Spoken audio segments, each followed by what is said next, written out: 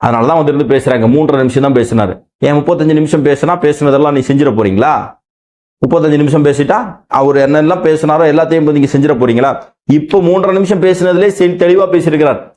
பிஜேபியினுடைய பின்னால், அதாவது சிபிஐ வந்து ஆர்எஸ்எஸ் பிஜேபி இயக்குது, உங்களுக்கு பிரச்சனைன்னு சொன்னா அவங்க பின்னாடி போய் ஒன்றிய அரசனுடைய பின்னாடி போய் சிபிஐ பின்னாடி ஒழிச்சுக்கிறீங்களே. இந்த 24 பேருடைய குடும்பத்துக்கும் நீங்க சாரி சொன்னீங்களா? அவங்களுக்கான நிவாரணங்களை கொடுத்தீங்களா?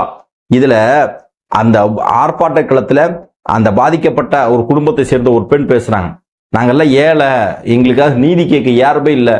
இன்னைக்கு அந்த விஜய் அண்ணன் எங்களுக்கு நீதி கேட்கறது ஒரு பெரிய ஒரு எதிர்பார்ப்பை உருவாக்கி இருக்கு அப்படின்னு சொல்றாங்க. அதுதான் தமிழக வெற்றி கழகம்.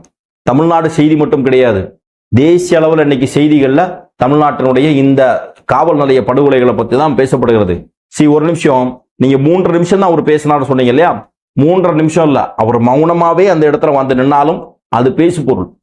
ஒரு ஆர்ப்பாட்டம் அப்படிங்கிறது எதற்காக செய்யறாங்க? கவன ஈர்ப்பு ஆர்ப்பாட்டம், கண்டன ஆர்ப்பாட்டம்லாம் எதுக்கு செய்யறாங்க? ஒரு பிரச்சனையை மக்கள் மத்தியில கொண்டு வந்து அதை தேசிய அளவுல பேசு பொருளாக மாற்றி எல்லாருக்கும் அந்த பிரச்சனையை கொண்டு போய் அதன் காரணமாக அதிகார மட்டத்தை கொஞ்சம் உசுப்பேத்தி அவர்கள் அதற்கு ஒரு நிரந்தரமான தீர்வை ஏற்படுத்துவதற்காக வழிவகை செய்ய வேண்டியதற்காக தான் போராட்டத்தை நடத்துறது. அப்படிப்பட்ட இடத்துல தளபதி அவர்கள் 3.5 நிமிஷம் பேசினா கூட அந்த செய்தி இன்றைக்கு எல்லா இடத்துலையுமே போயிருக்கிறது.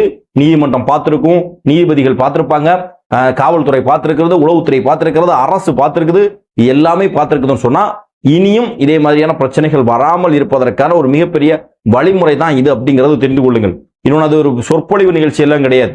ஆர்ப்பாட்டம் அப்படின்னாலே ஷார்ட்டா தான் பேசுவாங்க. அது இன்னொன்று, மிகப்பெரிய வெயில், மக்கள் பல இடங்கள்ல இருந்து பல ஊர்கள்ல இருந்து வந்து நின்று அந்த வெயில்ல நின்று மயங்கி அவங்களுக்கு தண்ணி கிடைக்காம இந்த மாதிரியான சூழல் இருக்கும்போது அங்க நின்று அவன் எவன் செத்தா என்ன அப்படின்னு சொல்லிட்டு வைகோ மாதிரி நின்று சொற்பொழிவெல்லாம் ஆட்டிட்டு இருக்க முடியாது. அதுல கரெக்டா அவர் சொல்ல வந்த விஷயத்த தெளிவா நெத்தி பொட்டுல அடிச்சது மாதிரி தெளிவா பேசியிருக்கிறாரு. இது வந்து இன்னைக்கு உங்களுக்கு மிகப்பெரிய கோபத்தை ஏற்படுத்தியிருக்கு.